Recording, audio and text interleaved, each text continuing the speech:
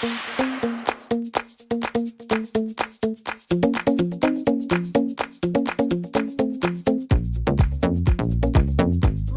à tous et bienvenue dans ce nouvel épisode de On mange quoi ce soir.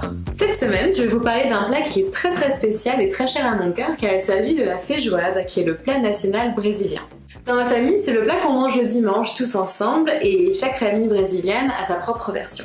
C'est un plat extrêmement populaire au Brésil, il est très abordable et on le retrouve dans toutes les régions et aussi dans toutes les classes sociales. La feijoada est composée de feijão, qui veut dire haricot en portugais, et de viande de porc, et on retrouve aussi des morceaux de bœuf séché.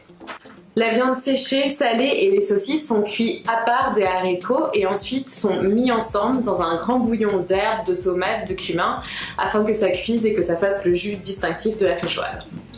La feijoada brésilienne est traditionnellement accompagnée de riz, mais aussi de farine de manioc torréfiée, qu'on appelle la farofa, de choux et de tranches d'orange. Tous les ingrédients sont servis séparément et ensuite mélangés selon son goût dans l'assiette et servis avec de la caipirinha, qui est un cocktail de cachaça, de citron vert et de sucre de canne.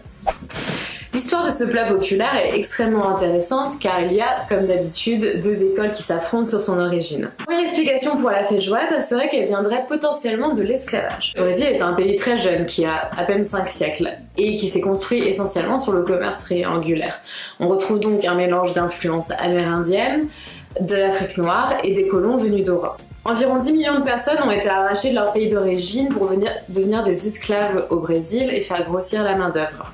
Ces personnes ont apporté avec elles leur héritage culturel qu'on retrouve dans le syncrétisme religieux du Brésil, mais bien sûr aussi leurs habitudes alimentaires. La feijoada serait donc née du fait que les esclaves ajoutaient à leurs haricots avant de les cuire les parties les moins nobles du porc qui étaient rejetées par leur maître. Donc la feijoada vient peut-être de l'adaptation de la cuisine des esclaves, mais la seconde explication serait qu'elle vient de l'adaptation de la cuisine des Européens.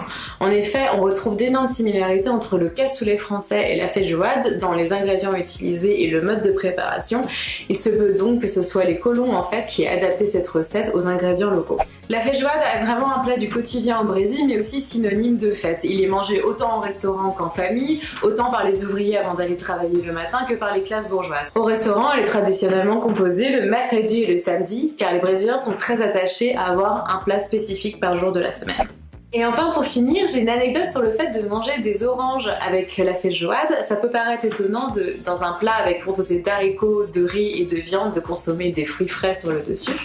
Mais en fait, c'est très intéressant d'un point de vue gustatif. La vitamine C de l'orange permet de fixer le fer des haricots et permet ainsi d'être en meilleure santé. Ce processus s'appelle la synergie alimentaire et on le retrouve dans beaucoup d'autres plats très traditionnels, comme par exemple le couscous entre le pois chiche et la semoule, ou le dal entre le riz et les lentilles.